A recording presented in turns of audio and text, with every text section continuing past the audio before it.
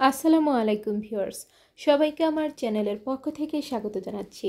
গণপ্রজাতন্ত্রী বাংলাদেশ সরকারের ভূমি রেকর্ড ও জরিপ অধিদপ্তরে বিশাল একটি নিয়োগ বিজ্ঞপ্তি প্রকাশিত হয়েছে।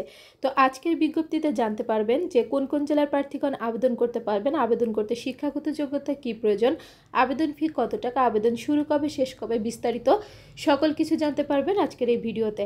তাই ভিডিওটি না টেনে সম্পূর্ণ দেখার অনুরোধ করছি। আর মূল ভিডিওতে যাওয়ার আগে একটি রিকোয়েস্ট, আপনি যদি আমার চ্যানেলের নতুন দর্শক হয়ে থাকেন তাহলে চ্যানেলটিকে সাবস্ক্রাইব করতে ভুলবেন না, পাশে থাকা বেল আইকনটি বাজাতে ভুলবেন না। তবে ইতিমধ্যে যারা সাবস্ক্রাইব করেছেন সবাইকে অসংখ্য ধন্যবাদ। আর আপনি যদি এই ভিডিওটি আমার ফেসবুক পেজ থেকে দেখে থাকেন তাহলে অবশ্যই পেজটিকে ফলো করবেন। তো চলুন কথা না বাড়িয়ে শুরু করা যাক।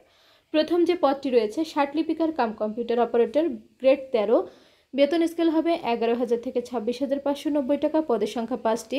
এখানে আপনাকে ন্যূনতম সিজিপিএ সহ স্নাতক বা সমমানের ডিগ্রিধারী হতে হবে, কম্পিউটার চালানোর দক্ষতা থাকতে হবে এবং ষাটলিপিতে প্রতি মিনিটে সর্বনিম্ন গতি ইংরেজিতে 80 শব্দ, বাংলায় 50 শব্দ এবং কম্পিউটার মুদ্রাক্ষরে প্রতি মিনিটে সর্বনিম্ন গতি ইংরেজিতে 30 শব্দ এবং বাংলায় 25 শব্দের গতি থাকতে হবে।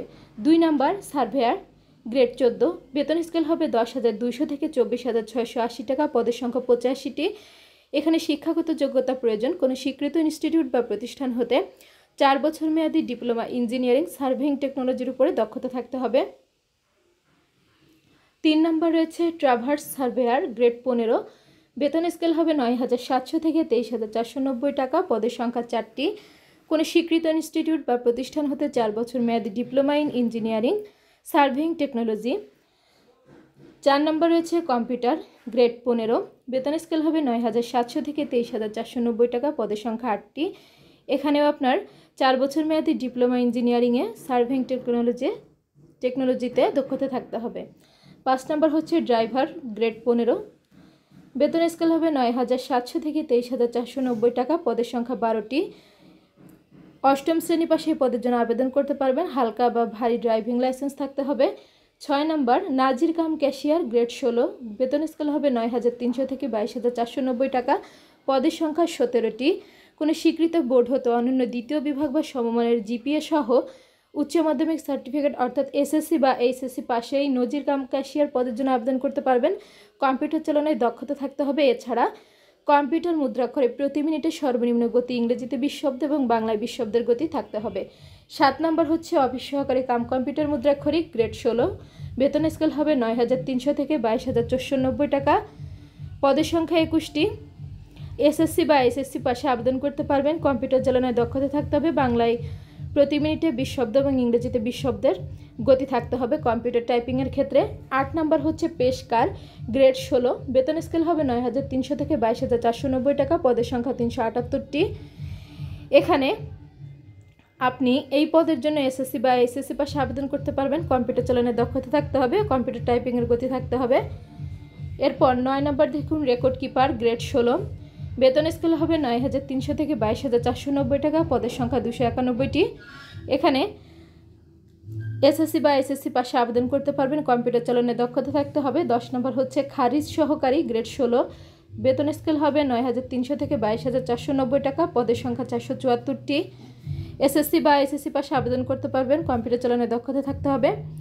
11 নম্বর হচ্ছে জাজ মোহরার, গ্রেড 16, বেতন স্কেল হবে 9,300 থেকে 22,490 টাকা, পদের সংখ্যা 422টি। এসএসসি বা এসএসসি পাশে আবেদন করতে পারবেন, কম্পিউটার চালানোর দক্ষতা থাকতে হবে।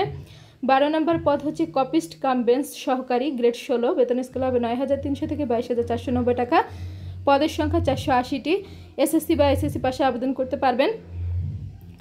কম্পিউটার টাইপিং প্রতি মিনিটে সর্বনিম্ন গতি ইংরেজিতে 20 শব্দ এবং বাংলায় 20 শব্দের গতি থাকতে হবে। 13 নম্বর হচ্ছে অফিস সহায়ক, গ্রেড 20, বেতন স্কেল হবে 8,250 থেকে 20,010 টাকা, পদের সংখ্যা 182টি। এসএসসি পাশে আবেদন করতে পারবেন এই পদের জন্য। 14 নম্বর চেইনম্যান, গ্রেড 20, বেতন স্কেল হবে 8,250 থেকে 20,010 টাকা, পদের সংখ্যা 145টি। এখানে কোনো স্বীকৃত গঠিত মাধ্যমিক স্কুল সার্টিফিকেট বা সমমানের পরীক্ষায় উত্তীর্ণ এসএসসি পাশে আবেদন করতে পারবেন এই পদের জন্য। তো এখন বলি যে প্রত্যেক জেলার অর্থাৎ সকল জেলার ছেলে এবং মেয়ে উভয় প্রার্থীগণ এই পদগুলোর জন্য আবেদন করতে পারবেন। তো এখন আমরা জানবো যে আবেদন শুরু কবে শেষ কবে, কিভাবে আবেদন করবেন, আবেদন ফি কত টাকা, কি কি কাগজপত্র লাগবে, এই বিষয়গুলো।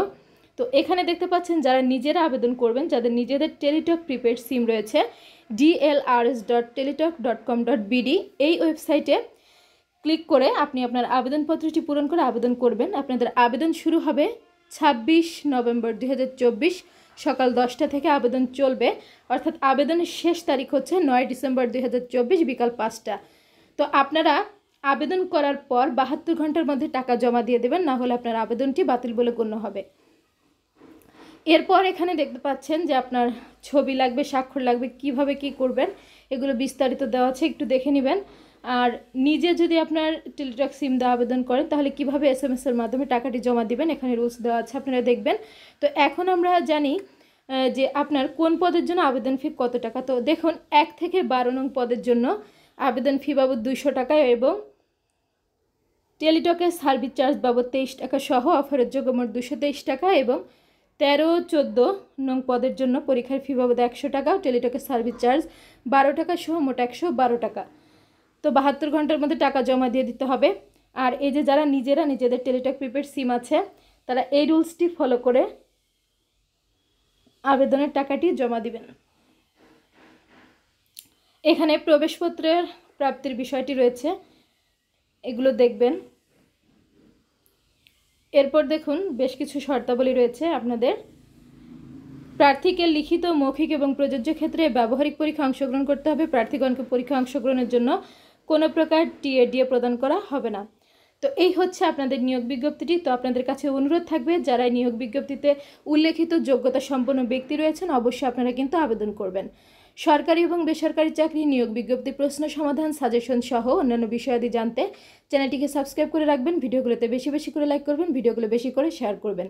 শিক্ষা সংক্রান্ত এবং চাকরি সংক্রান্ত যে কোনো বিষয় জানতে অবশ্যই কমেন্ট করবেন। আজকের ভিডিওটি এ পর্যন্তই। আল্লাহ হাফেজ।